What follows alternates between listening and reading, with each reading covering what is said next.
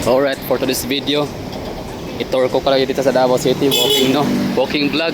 Oh, lakad-lakad natin dito sa Uyanggo rin, Chinatown na. To be exact, ano. So, ang Chinatown sa Davao City consists of 5 barangays and marami itong sakop. So, aking nilalakaran ay sakop pa rin to ng Chinatown. Maging doon sa Agdao Public Market, Gaisano Mulog Davao. Sa malawak, malapad. So, Davao City yata ang pinakamalaking Chinatown sa buong Pilipinas. So, itong nilalakaran natin, portion lang ho ito. Ang pangalan sa lugar ay Leon Garcia, also known as Carpenter. So, tinawag itong Carpenter dahil sa maraming carpentry industry.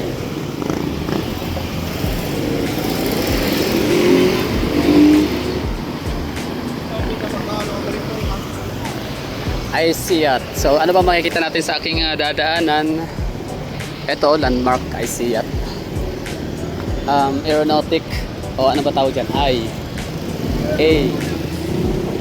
Aeronautics International.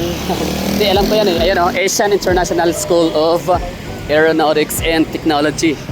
Ang nag-aaral dyan, usually mga taga-ibang rehiyon, like Palawan, taga Bicol, Leyte, maraming mga taga-ibang rehiyon ng Pilipinas ang dito nagpunta sa Davao City para mag-aral. Oo, pinili ng meron namang Manila or Cebu, pero pinili ng mga magulang na dito aral ang mga anak nila sa kadahilan ng mas ligtas, masipag anak nila at siguradong mas makakapagtapos ng pag-aaral. Chinatown.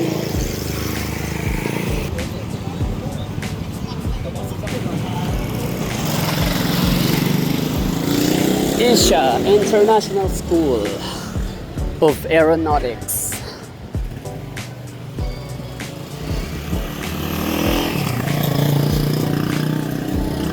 Marami akong kilala na dito nag-aaral, mga may kaya. Mahal yan, di ba? So far mahal ang may kaya ang mga nag-aaral diyan. Since it's pricey course or expensive na course. Hindi ako sure kung anong kalye itong ating dinadaanan na ngayon, pero pagkakaalam ko andyan yung NCCC office dati. Kapag ka mag-submit ka ng mga application form, dyan lang sa unahan.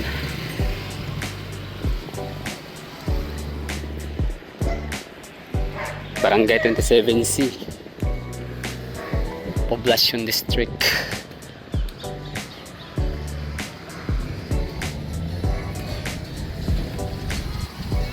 Wait lang, Poblacion District or Agdao District? Whatever, basta downtown. Oh, shout out yan sa mga taga Davao na pinadpad sa iba't ibang lugar ng mundo, no? Ng mga kapalaran. Mga nyo dito, memories and experiences sa lugar ng Chinatown.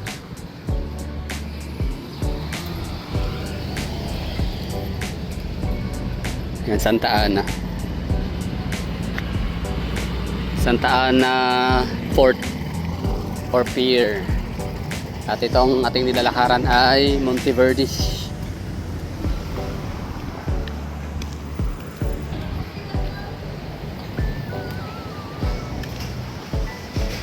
Wholesale retail businesses.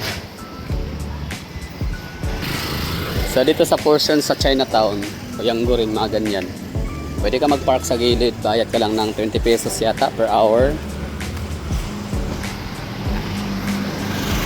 Itong lugar na to dito naman, maaga silang nagsasarado, early as 5 p.m. Iba nga 4:30 close na.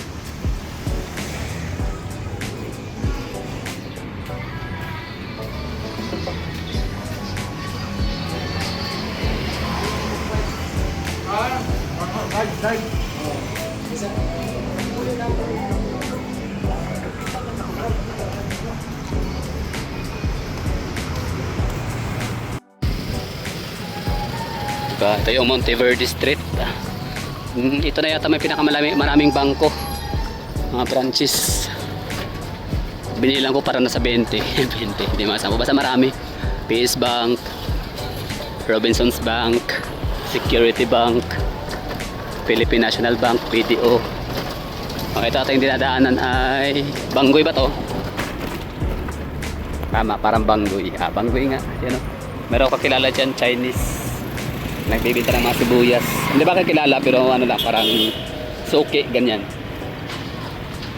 Ito ang Santa Ana. Santa Ana Avenue. Banggoy Corner. Anong meron sa Banggoy Street dito sa Agdao? Yango rin. Agdao, Chinatown. Yan, meron dito matatagpuan yung bus station or terminal ng mga bus papuntang Samal Island.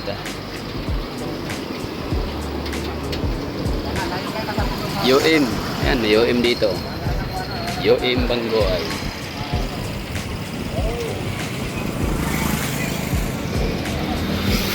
Back to normal na tayo ha sa Davao City. Hindi na ganun ka-traffic.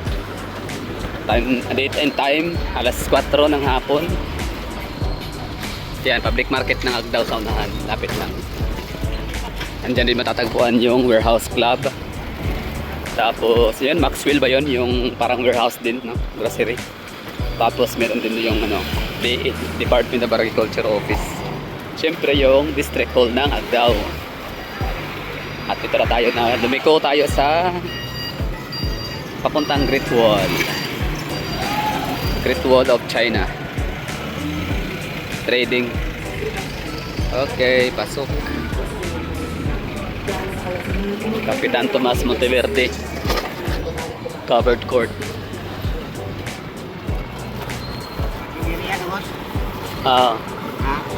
Rosemary Street. Diyan ako. Ba, pwede ka masulod ay, bawal man. Pwede ya, sige, maayo.